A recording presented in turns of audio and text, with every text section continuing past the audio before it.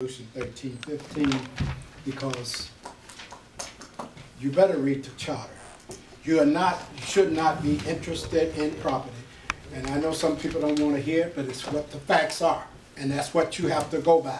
You go by the rules and norms that have been set up for this city, not what somebody else says, the norms that set up for this city. That's what you have to follow. If you don't follow that, but I've seen over this stuff, folks have gone to jail, and I keep telling you that. So if you should not be interested, that's what the charter says. And the four of you, the five of you sitting here cannot change that.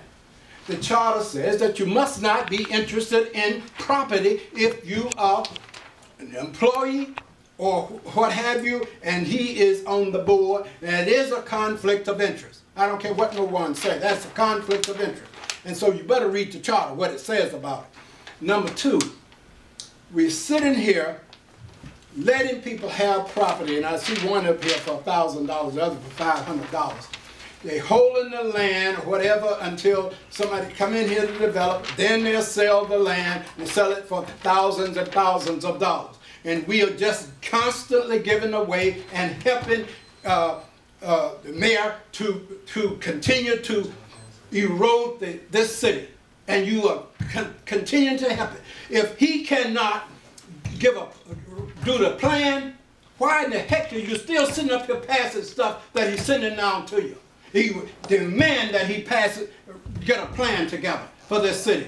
And I would not pass nothing. You will do the plan. That is derelict of his responsibility, and you need to take him to the prosecutor. That's where he needs to go, because he's not doing his job. And then you're sitting up here constantly passing stuff he's sending down to you, and he doesn't even be here to respond to it. Or what have you, and you're passing stuff, you're going to wind up getting yourselves in trouble. That's what's going to happen, because he'll turn back around and say, you authorized me to do it. Thank you, sir. And you don't have documentation and stuff. You're selling all of your assets. You have nothing, and you're going along with it. And you are helping him to eradicate this city. When you keep doing these things, I'm not going to pass this, I'm not going to pass that. You get me a plan. Get a plan. That is his responsibility and duty. And we'll go on record with you when you go down to the prosecutor. He's derelict in his responsibility. And the charter says that. And he's not doing his job. And I don't care who go back and tell him. And I'll tell him to his face. Then he has the audacity to put his finger up at the residents and then tell them they are fools. He's the fool. And we're the fool. Yes, we are fools. Fools for keeping him here. Destroying our city. And you're helping him. Thank you, Mr. Mays. Before the next resident speaks, I would like to amend the agenda at some point for a response to council if anybody wanted to respond. And that time limited response to council will be only 2 minutes. All right? After residents. Any other resident wanted to step to the podium at this point in response to any agenda item or any concern? Doesn't necessarily have to be the agenda item. Okay, I passed out to you, Joe Struthers, 44112 News. Passed out to you the thing for Dorothy Greer, and this is on that property on Oak Hill. And the resident was sort of shocked that they got this notice and said that somebody has been selected for the property. Which I didn't know somebody had been selected for the property. So, is this the same property we've been talking about over a year or so? This is Brandon King's property. Brandon King's property. And I don't know. Reference, you didn't give me before, but I'll. Yeah, we didn't. I didn't know. That's all right. I thought you just didn't come in. Okay. Sorry, but they were concerned about it. I said, I'll bring it up. Of course, I'll print it out for folks to see. I don't know why we're having such a problem with this property. But we had it closed and it wasn't closed. But here's another resident trying to get the property, and they're trying to get that Oak Hill property. And I mean, at this point, I think there should be like an auction or something to be fair about it. Because now we got other residents stepping up to the plate.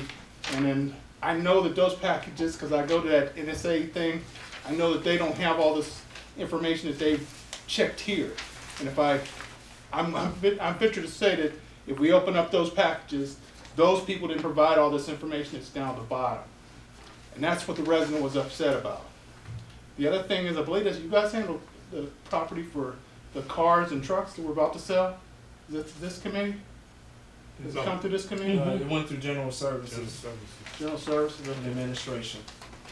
Okay, but this is the issue that the residents brought up. Why can't they get an equal shot to buy the house? And I understand that you're talking about all this ethics stuff. Pope is a member of that committee, but he has the right to buy it. And the ethics commission has already published when Mr. King did this. I went to the ethics commission. They gave us a written thing that says as long as everybody else has the right to buy it, he has the right to buy it. You cannot punish a citizen of East Cleveland just because they're a member of this board. Now, you're right about the not voting on the thing, maybe, but he has as much a right as anybody else, and the Ethics Commission's already published it. And I think I'll republish that letter again that was sent in regards to Brandon King. Just says that if everybody, which everybody has had, Mr. Hope has gotten us, the city, to put signs up on that property saying, city property. If you go to this property he's trying to purchase, he has signs that say property of city of East Cleveland. So he's had it for a long time. He's just finishing up this deal. He's had this property for a long time. And he's paying, it's not a neighbor next door, so he's not getting that cheap $100 rate. It's another property. So you need to look at a little bit more of the stuff that's going on in that particular property. Good time, sir. All right, thank you. Any more residents that wish to address any item? Yes, my name is Robert Heflin. I live on Forest Hills Boulevard. What I want to address is this property over here on Lakefront. Now, you know why they're buying that property over on Lakefront. Just like this a Middle East businessman got that property dirt cheap over there on Euclid Avenue, Euclid Spear, and moved his store across the street. And this council, members of this council voted to have his liquor license moved across the street. But we have, we can't do that. The state does that. Yeah, but it was primed by people from this council. He got that land dirt cheap. He's going to develop it. Now, we should put a stipulation. If the man's going to develop this property, then he should pay us some more money if he develop it within 5 years. And that's more than right. That's what they do in the city of Cleveland. When they sell you something in the land bank, if you decide you want to tear it down and turn it into condos or something, then there's a renegotiation. We should be able to have the right to renegotiate any properties that come out of this, out of our land bank that's going to anybody to rehab or to fix up to make a lot of money. In other words, he's getting it pennies on the dollar, and then in 3 or 4 years he'll build on it, put more properties on there, and we'll be stuck at a lower rate with the taxes because we've already given him this, and he's got the land for nothing. If he's going to develop it, so be it. When he develop it, then he pay us. I'm tired of these people coming in this community with these goats, with their nephews and everything, not paying no city income tax. If we got the city income tax with these businessmen who got these employees that's working, we wouldn't have to worry about this. If we got the proper amount of money for lands that we've given out, we wouldn't have to worry about this. And with that, I'm going to sit down. Thank you, sir. I would like to amend the agenda as printed to reflect the response of council. And I'd like to thank everybody for their attendance, but we wanted to give an opportunity to respond to your concerns. So if my colleagues can support an amended agenda at this point to reflect again the 2-minute responses of council. And that's why you have a law. Counselor Thomas? Yeah. Counselor Willer? Yeah. Counselor Baker? Yeah. All right. Council Thomas. Okay, I was cold, so that's why I said that it was pretty heavy coat on. I agree with what Mr. Heflin said. We have, if everybody would get the land bank procedure and what the land bank stipulates. I've been hollering and screaming about people coming in here, and I don't care if it's in my ward or anybody's ward. If you get the property and the rules and regulations for the land bank is that you will do what you say you're going to do within a certain period of time. If you do not do that, then the land or the property will revert back to the city of East Cleveland. That has not been happening. And one of the prime example is that building that sits on Taylor and, what is that, Taylor and Terrace? Mm-hmm. Taylor and Terrace.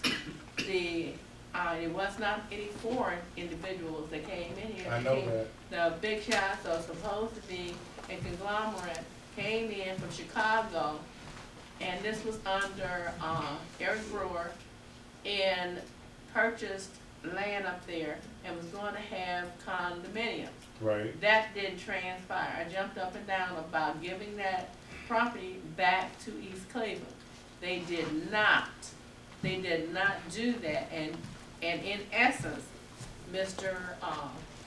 Eric Brewer supposedly gave them an extension. The extension, I don't know whatever happened, but the property's still up there deteriorating and everything. All right, we got Mr. Fields, Forbes Fields and Associates. Fields bought that property. He didn't buy it out the land bank, but he bought that property on the corner of Euclid and Lockwood. Is it Euclid and Lockwood? It's Euclid and Lockwood. Euclid and Lockwood. That whole surrounded. Every time somebody else went to get it, they were blocked. Coincidentally, Mr. Fields, who is the son-in-law of Forbes, got the property. Not only did he acquire that property, he acquired Jordan's property.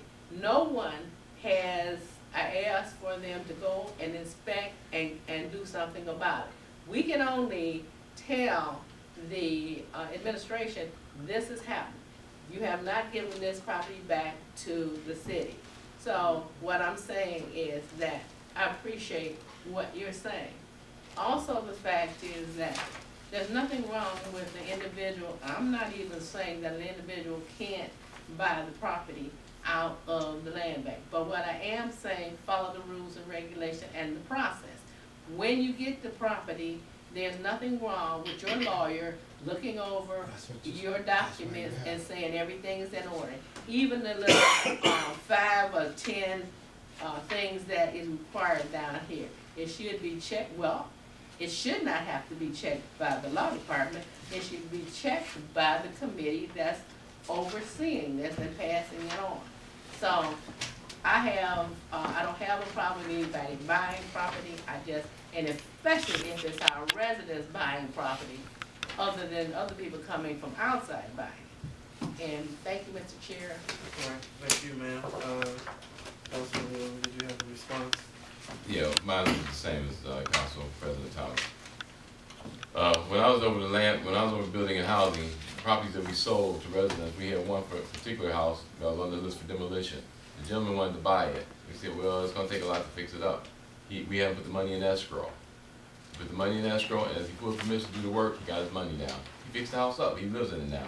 So there's a way to do it and protect our interests. Even with fire houses, when the house gets caught fire damage, they're supposed to take the insurance money. They're supposed to go to the homeowner. The percentage is supposed to go to the city to put in escrow. So if they don't fix the house up and refurbish it, then it covers enough to at least demo the house, so there's no cost to the city. So those are some of the things that I see that we should be doing to protect ourselves. Right.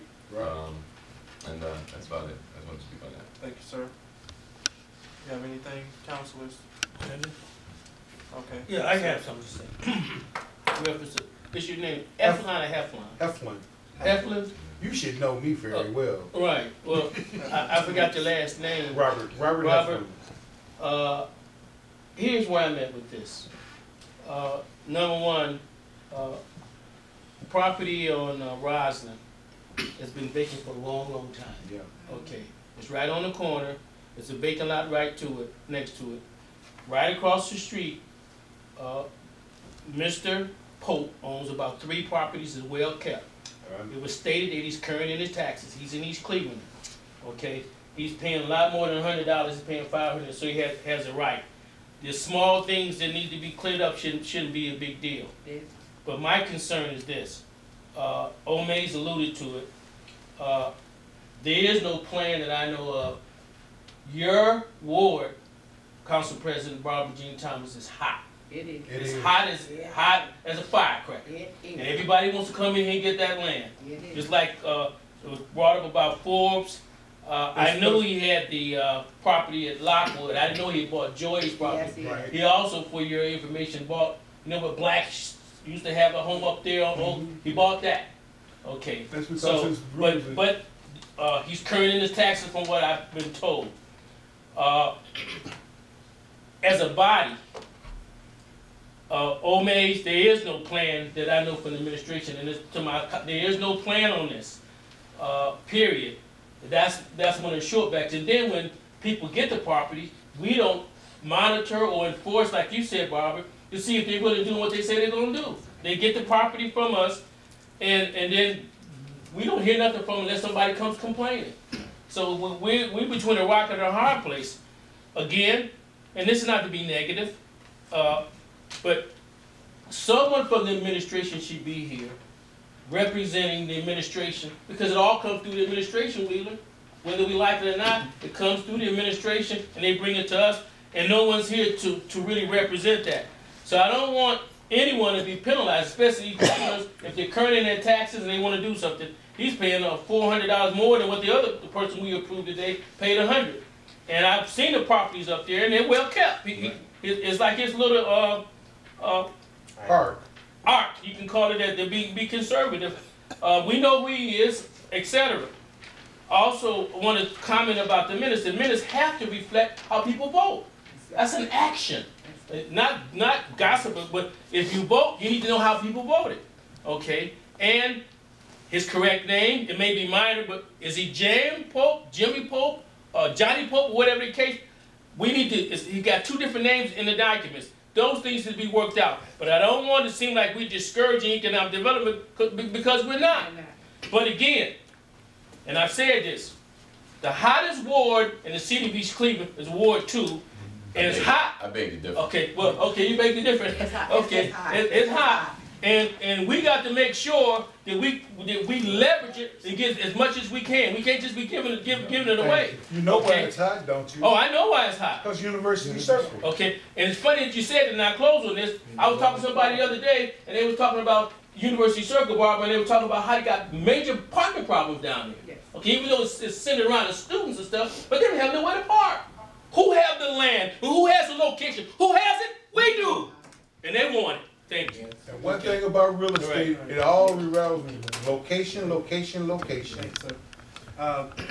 Champion, I Thank you, Councilman Martin, for always an energetic response. Would like to, for me to be brief about this. I support the stance of this council. We try to do a diligent service to the community in perusing the documentation. But I don't want to go to jail for anyone either. And I'm not saying that that's the ultimate response, but I don't want to be called into question about anything. So, we have to take the appropriate response to safeguard ourselves. I was elected for transparency, and I'll continue to be transparent. It is infallible for me to sit up here and not be truthful, Right. or forthright.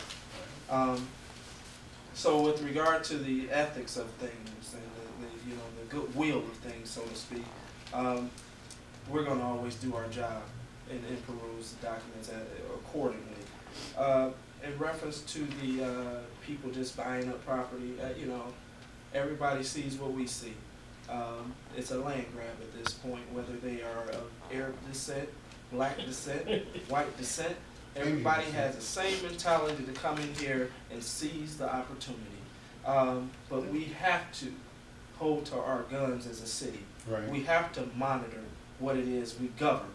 And so if we don't, you get uses that are not in the plan for the city. I should be able to tell you, in this area, I want a commercial district. And if your plan does not align up with that, you can't have that specific property. We have to set the tone and the precedence. In Cleveland Heights, if they don't want you to build a house somewhere, you cannot build that house somewhere. If they want you to build commercial, you'll build commercial. In South Euclid, everywhere, you can't do outside of their city plan. What their strategic plan is for their city. And it all has to do with how you administrate on a day-to-day basis and how your employees are loyal to the cause of keeping East Cleveland, and keeping the so to speak, the processes continue. Right. So I hope we are all clear on my position with that. You definitely have to hold to your guns, and everybody has to have the same mentality. And if we don't have the same mentality, there's a breakdown in government. In reference to the liquor license also, I think that was an administrative function at the time, and it was almost done in the hindsight of council. We didn't have full view of them. They actually moved it without us knowing. We found out memos and everything else moved after the fact.